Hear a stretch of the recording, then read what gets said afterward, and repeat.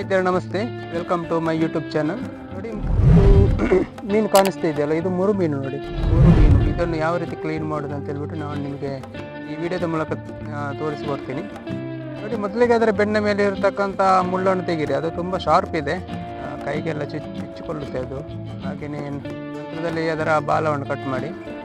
ನೋಡಿ, ಇನ್ನು ಅದರ ರೆಕ್ಕೆ, ಎರಡು ಸೈಡ್ ರೆಕ್ಕೆ ಇರುತ್ತೆ, ಅದನ್ನು ಕೂಡ ಕಟ್ ಮಾಡಿ.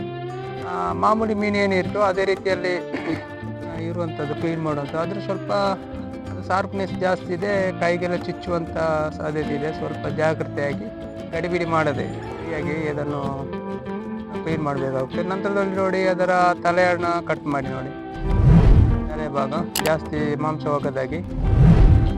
ನಂತರದಲ್ಲಿ ಅದರ ಹೊಟ್ಟೆಯನ್ನು ಸೀಳಿ ಅದರಲ್ಲಿರ್ತಕ್ಕಂಥ ವೇಸ್ಟೇಜನ್ನು ತೆಗೀರಿ.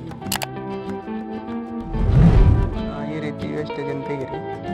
ನೋಡಿ, ಇಲ್ಲಿಗೆ ಕಟ್ ಮಾಡುವಂಥ ಎಲ್ಲ ಪ್ರೊಸೀಜರ್ ಕೂಡ ಕಂಪ್ಲೀಟ್ ಆಯಿತು.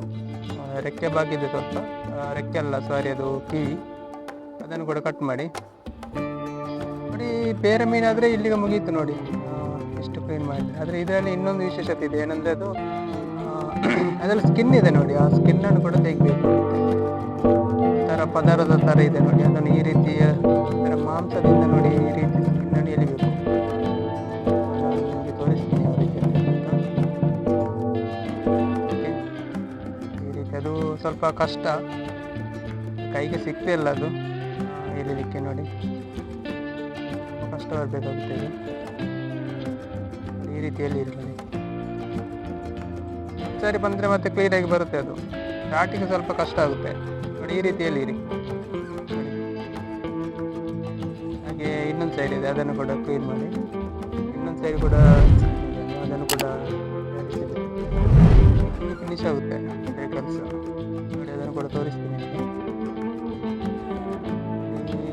ತಲೆ ಭಾಗದಿಂದ ಕೆಳಗಡೆ ಜಾರಿಸಿ. ಸ್ಟಾರ್ಟಿಂಗ್ ಸ್ವಲ್ಪ ಕಷ್ಟ ಆಗುತ್ತೆ, ಸ್ವಲ್ಪ ಜಾರಿದ ಮೇಲೆ ಮತ್ತೆ ಈಸಿಯಾಗಿ ಕೆಳಗಡೆ ಬರುತ್ತೆ ಅದು. ಫ್ರೈಗಂತೂ ಇದು ಸಖತ್ತಾಗಿದೆ ಈ ಮೀನು, ಮುರು ಮೀನು ಇದು. ನೋಡಿ